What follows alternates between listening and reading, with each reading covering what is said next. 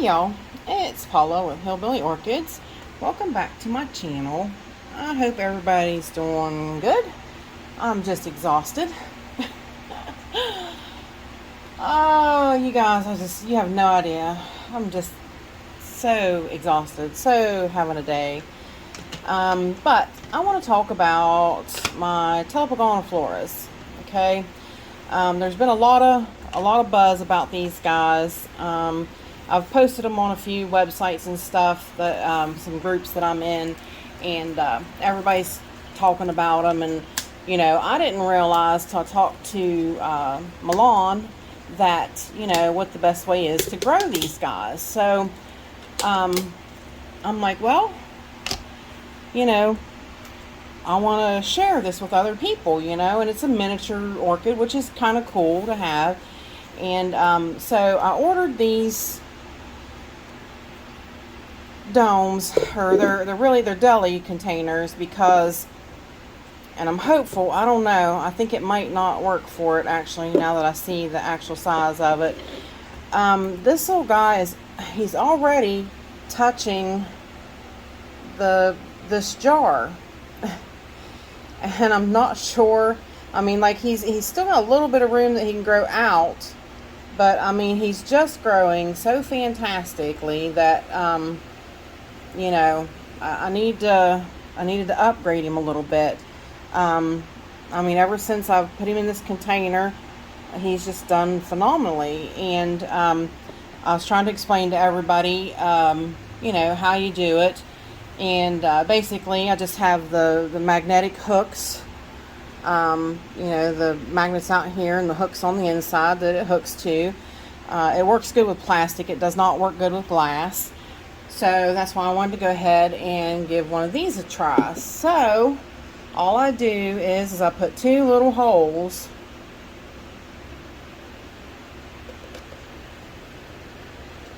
in it, because you want super high humidity.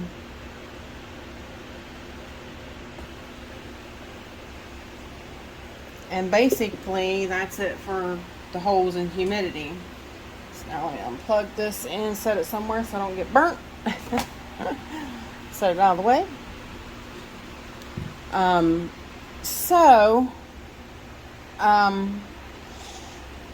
But we're going to try to see if this container might work for this little guy. It might not. We might have to wind up putting it right back. But clean out the old flowers out of the moss. I'm not going to change the moss until I know for sure I'm going to change it out. So, but yeah, everybody is really really pleased with how well it's doing, and I am too. I mean, look, I can't even count the spikes. There's so many that, I mean, I can't count them, and it just likes to be in that super high humidity and stay, moist. And I mean, look, I mean, all kinds of new leaves growing. These are branching. See how they're, which I think that's a dead flower, but they're branching, and so they'll just keep getting longer and branch, and that's kind of what I'm running into, that it's kind of touching the sides of the tank, and when they touch that water, the humidity, it ruins them. So that's the main reason I wanted to do that.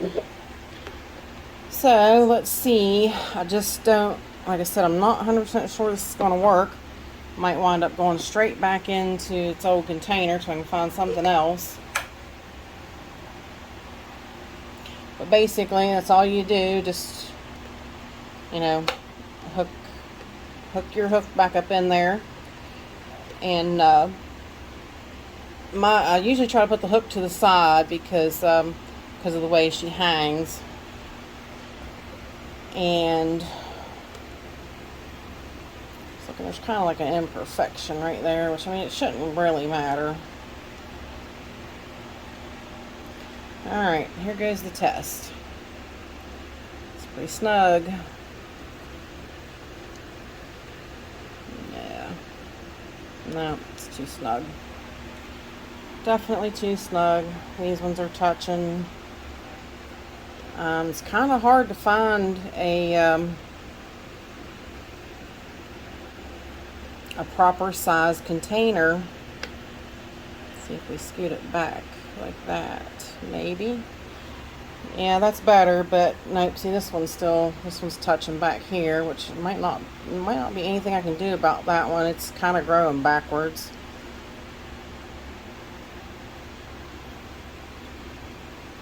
These are really touching, so I'm not going to do that. I'm not going to do that. Dang it, I really had hopes, which of course I bought those too because I might do the Vandas in them. Well, fiddlesticks. Fiddlesticks. I was really hoping maybe we could have upgraded it. I'm not really sure that the little one needed upgrading. I'll tell you. I mean, it's close if the top would have been maybe as long as the bottom, because it's kind of tapered. If the top would have been as wide as the bottom, shall I say.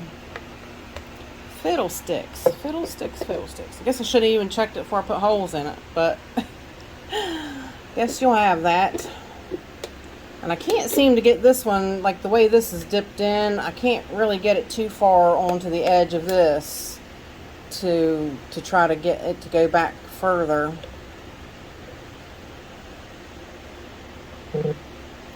It's really quite the conundrum.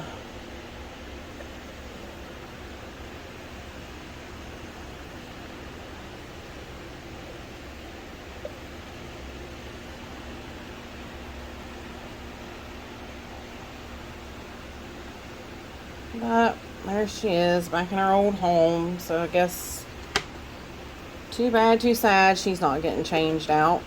So I was really hopeful. This was a canister that I just cut off and made where it just kind of snaps into it and or screws into it. Sometimes you have to help it along to get it to seal back up. But no, she's gonna have to stay in that for a while. You can tell how humid it is in my grow space today. Everything's just so, ugh. It's so hot in here. It's 84% humidity. I mean, I'm just like suffocating. Alright, so I'm gonna wipe off a little bit of the humidity on these guys. Because it grows algae too, so sometimes to wipe it off is to, clean it so that it gets better light and stuff. And this is the one that I was growing that I was afraid was going to die. So that's why I went ahead and bought that other one, that second one. But as you can see, it's really coming back, and it's coming back by this method. You can see the new leaves right here. There's 2 new leaves right there. These guys are little, they're small leaves. And if you can see it, which actually I think it dried up, it did.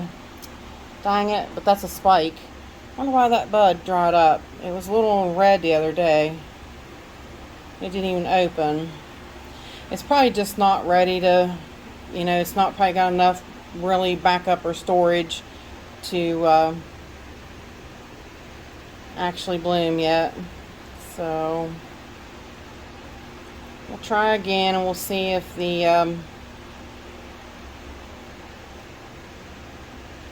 maybe it'll continue to branch out, and it might put out another bud on that spike. We'll just have to keep an eye on it. See, I think that's another reason too. Maybe it was too humid in here for it. So, well, you guys, I'm sorry about that. I thought maybe we'd be able to switch things over. And like I said, this is a drinking cup with that on it. Put on a little lid. So, anything you have like that works for humidity containers for them. If I can wind up getting a little bit of money ahead, I'm going to try a couple other different Lepanthes Telipogonifloras. Or not. I'm going to try some other Lepanthes. Like a Leprina or a Guadalamensis. I've been looking at those. I really like those, and a lot of people are telling me if I can grow these, then I can grow those. So I'm hopeful. But I really thought, you know, with I asked the gentleman at Tarzane if guadeloumensis would grow like Telipogoniflora, and he said not really, no. So, but I had a person tell me yes. So, um, and I'm kind of anxious to see, because they said they're going to try the Telipogoniflora this way too. If I can do it, then they can do it. So it's kind of like, yeah, we're going to give this stuff a try. But sorry we couldn't get it switched over, but that'll be a little video showing you, you know, a little bit more in depth about the Telipogonifloras. Like I said, they really like they like a super high humidity. Like I said, I tried to grow them out here on the shelf, and I raised the humidity in my grow space, and all that did was give me crown rot in all my, or basically all. I think I lost like 6 Phalaenopsis, ones I really didn't want to lose. So after I dropped the humidity, it wasn't so bad. But you know, I give them pretty bright light, and you've seen just a touch of purple on the top of this one, just a tiny touch. That's all you want to see. You don't want a whole lot.